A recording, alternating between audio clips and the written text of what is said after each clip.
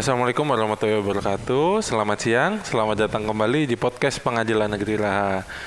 Bagaimana kabar para pencari keadilan yang sedang menonton? Semoga selalu sehat dan selalu dalam lindungan Allah Subhanahu wa Ta'ala. Seperti biasa di podcast kali ini kita akan mengulik info-info menarik seputar Pengadilan Negeri Raha.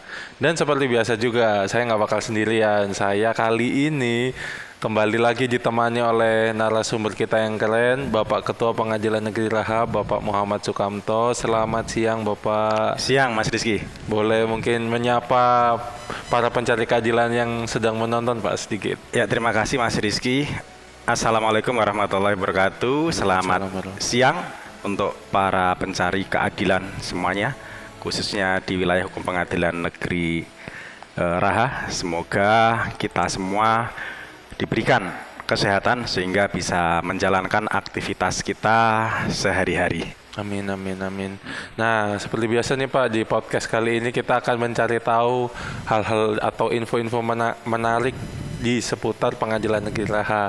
Nah, kali ini Pak, topiknya adalah aplikasi yang baru aja di-launching oleh Mahkamah Agung, lebih spesifiknya Dirjen Badan Peradilan Umum, yaitu e-Berpadu, Pak.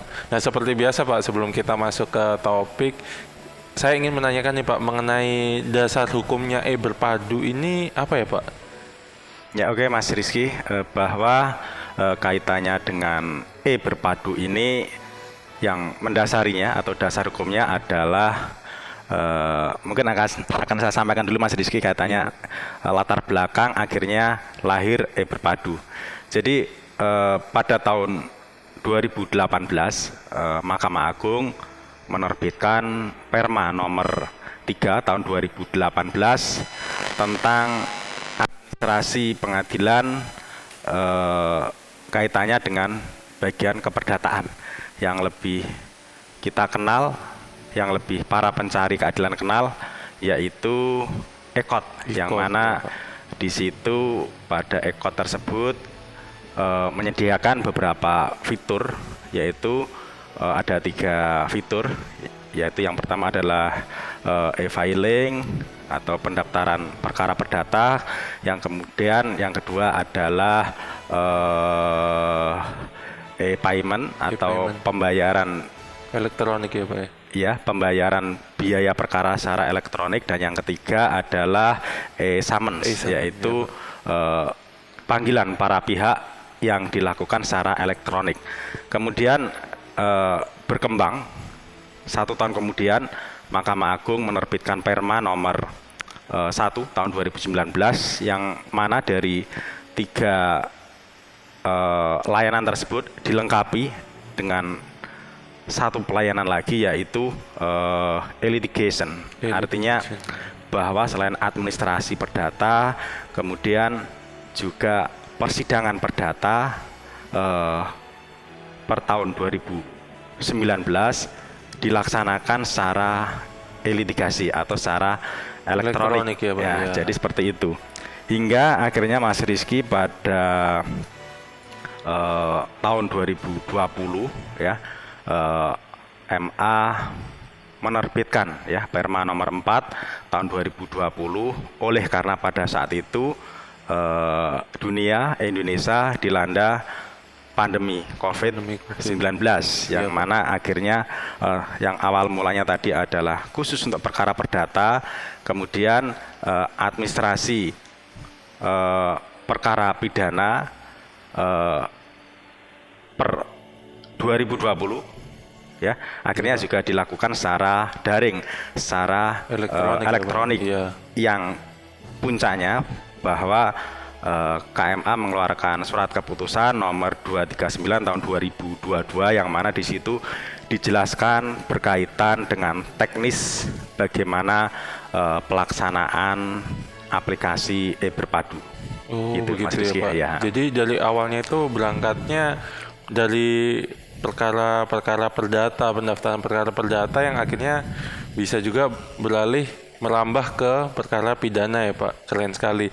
Oke Pak. Nah, tapi untuk ini Pak, para pencari keadilan yang sedang menonton, kan kebetulan aplikasinya baru banget nih Pak. Iya, nah, iya. apa Pak? E-Berpadu itu apa Pak? Jadi pengertian secara mudah ya Mas Iya, Rizky Pak. bahwa e-berpadu adalah elektronik berkas pidana terpadu. Jadi artinya bahwa antara pengadilan negeri dengan stakeholder yang terkait, yaitu diantaranya adalah dari kepolisian, kemudian kejaksaan, kemudian pengguna layanan lainnya, yaitu para advokat dan juga masyarakat, kita saling bertukar apa ya istilahnya ya, bertukar dokumen. Jadi seperti misalnya di sini mungkin perlu saya sampaikan kepada para pemirsa, para pencari keadilan juga, bahwa di dalam e-berpadu itu sendiri terdapat berbagai macam fitur ya. Jadi fiturnya banyak sekali, yang mana tentunya itu akan memberikan aura yang positif bagi kita pengadilan negeri selaku pemberi layanan dan juga bagi stakeholder APH dan pengguna layanan lainnya. Di sini saya jelaskan yang pertama bahwa dalam e-berpadu kita bisa menggunakan aplikasi kaitannya dengan pelimpahan berkas secara elektronik.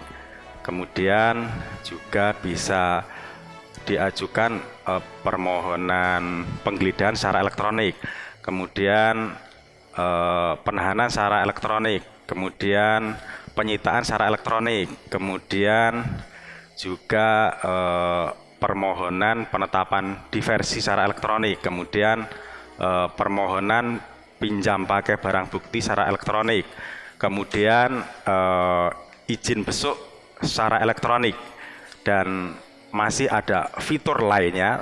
Tentunya dengan fitur-fitur tersebut akan memberikan kemudahan bagi para stakeholder yang terkait dan umumnya adalah bagi masyarakat. Oh, begitu ya Pak. Jadi untuk dokumen-dokumen antara pengadilan, stakeholder terkait ini udah mulai didigitalisasikan begitu ya Pak dalam aplikasi e-berpadu ini, dan pertukarannya pun melalui aplikasi ini juga ya Pak ya. Betul sekali Mas Rizky, bahwa untuk e-berpadu sendiri itu akan diberlakukan serentak di pengadilan negeri di seluruh Indonesia per tahun 2023. Jadi untuk saat ini di Pengadilan Negeri Raha sendiri telah menerapkan yang aplikasinya juga kurang lebih sama seperti e-berpadu, yaitu e-pandu. Namun demikian nanti ketika sudah serentak diberlakukan e-berpadu di seluruh Indonesia per tahun 2023, kita akan beralih ke sana, dan tentunya bahwa e-berpadu ini fiturnya akan lebih lengkap dan akan lebih tentunya menguntungkan bagi kita semua. Iya Pak. Nah, jadi tapi dari adanya e-berpadu ini kan sepertinya udah sangat memudahkan, sangat digitalisasi segala macam, otomatis kan pasti sangat efisien dan efektif ya Pak. Tapi apa sih Pak selain itu yang diharapkan dari aplikasi ini Pak? Maksudnya perubahan apa yang diharapkan diberikan oleh aplikasi ini Pak? Iya ya. Jadi itulah Mas Rizky, ini adalah hikmah dari pandemi COVID-19. Iya, Jadi Pak. hikmahnya bahwa semua sekarang pelayanan di pengadilan negeri, ya pengadilan negeri Raha khususnya, semuanya serba daring, semua serba elektronik. Dari tadi saya sebutkan administrasi perkara perdata, pidana, sekarang menuju ke digitalisasi. Iya Pak. Tentunya ini tujuannya Mas Rizky yang pertama dan utama adalah memangkas birokrasi. Ya. Jadi yang sebelumnya bertele-tele, membutuhkan waktu, kemudian biaya yang tinggi. Tentunya dengan pemangkasan birokrasi tersebut, maka fitur-fitur yang ada di e-berpadu nanti tentunya akan lebih efektif dan efisien. Iya Pak. Dan tentunya juga mengurangi bertemunya para stakeholder, para masyarakat dengan pihak pengadilan, ya pihak pengadilan negeri Raha, Iya, Pak. tentunya dengan meminimalkan bertemunya mereka dengan kita yang ada di pengadilan negeri Raha ini akan membawa pada dampak baik, yaitu menghindari hal-hal yang tidak diinginkan, yang mungkin realnya menghindari pungli, menghindari pungutan. Praktek itu KKN adalah seperti itu, itulah fokus atau tujuan dari diberlakukannya e-Berpadu ini. Keren sekali ya Pak. Apalagi mengingat seperti wilayah hukum di Pengadilan Negeri Raha ini kan ada beberapa yang kepulauan kan Pak. Jadi dengan adanya e-Berpadu ini pasti sangat memudahkan seperti mungkin polisi-polisi yang dari kepulauan untuk menyerahkan atau permohonan berkas segala macam gitu ya Pak ya. Betul sekali Mas Rizky. Jadi mungkin untuk para pencari keadilan ya, para pemirsa perlu diketahui bahwa wilayah hukum Pengadilan Negeri Raha itu meliputi 3 kabupaten, yaitu yang pertama adalah Kabupaten Muna, yang mana di situ letak dari Pengadilan Negeri Raha berada. Kemudian yang kedua adalah Pengadilan Negeri Muna Barat. Jadi untuk Kabupaten Muna dan Kabupaten Muna Barat letaknya adalah di Kepulauan Muna. Namun demikian, yang ketiga yang masih masuk wilayah hukum Pengadilan Negeri Raha adalah Kabupaten Buton Utara, yang mana untuk menjangkau sampai ke Buton Utara harus mengarungi lautan, ya, yaitu dengan menaiki kapal feri ataupun kapal cepat yang jarak tempuhnya kurang lebih bisa mencapai 2 jam. Untuk kemudian setelah sampai daratan Buton Utara, yang mana daratan Buton Utara itu masuk pada Pulau Buton, itu untuk menjangkau ke Buton Utara sendiri memakan waktu sekitar kurang lebih 3,5 jam. Jadi ketika tadi itu seperti yang Mas Rizky utarakan, pihak Polres, pihak Polsek yang berada di wilayah Kabupaten Buton Utara, ketika masih manual tentunya mereka akan butuh biaya yang sangat tinggi untuk mengantar ya Pak ya. Betul, butuh waktu yang sangat panjang. Namun demikian nantinya setelah e-Berpadu diberlakukan, yaitu di tahun 2023, tentunya akan memberikan kemudahan, akan sangat bermanfaat sekali bagi stakeholder yang terkait dengan penggunaan aplikasi yang ada di e-Berpadu, yang mana Mas Rizky bahwa sekarang memang sudah dirasakan e-Pandu ini kan, yang saat sebelumnya ini, itu ya Pak, yang sekarang masih berlaku, cuma nanti di tahun 2023 akan disempurnakan menjadi e-Berpadu. Tentunya ini akan lebih bermanfaat bagi stakeholder yang terkait, umumnya masyarakat ya, dan juga pengguna layanan lainnya seperti para advokat yang mungkin posisinya jauh dari Pengadilan Negeri Raha, dan juga masyarakat yang posisinya jauh dari Pengadilan Negeri Raha, yang saya sebutkan tadi adalah Buton Utara paling jauh, itu akan merasakan manfaat yang luar biasa. Gitu. Iya Pak. Baik, jadi itu ya para pencari keadilan, suatu aplikasi keren dari Mahkamah Agung yang memang bertujuan memudahkan para pencari keadilan dalam berperkara, terutamanya gitu, berperkara pidana begitu. Jadi memang apalagi di daerah yang kepulauan seperti mungkin wilayah hukum Pengadilan Negeri Raha ini gitu. Jadi untuk teman-teman nantikan aja di awal tahun 2023 launching aplikasi e-Berpadu ini, dan bisa langsung dioperasikan. Semoga bisa langsung dirasakan juga oleh para pencari keadilan yang menonton dan memudahkan sesuai dengan tujuan yang tadi disebutkan oleh Bapak Ketua Pengadilan. Izin Pak, sebelum menutup mungkin Bapak ada pesan untuk para pencari keadilan yang sedang menonton Pak? Oh ya, mungkin terakhir ya untuk para pemirsa, para pencari keadilan, tentunya Pengadilan Negeri Raha tidak bisa berjalan sendiri untuk mewujudkan reformasi besar-besaran yang telah dilakukan oleh Mahkamah Agung. Sehingga di sini saya berharap bahwa kedepannya harus ada sinergi di antara stakeholder yang terkait, yaitu pihak kepolisian, dengan pihak kejaksaan, dengan pihak rutan atau lapas, dan juga dengan pihak pengguna layanan, bisa para advokat dan juga masyarakat, sehingga visi dan misi Mahkamah Agung yang juga menjadi visi dan misi dari Pengadilan Negeri Raha bisa dapat tercapai, yaitu terwujudnya badan peradilan yang agung, kemudian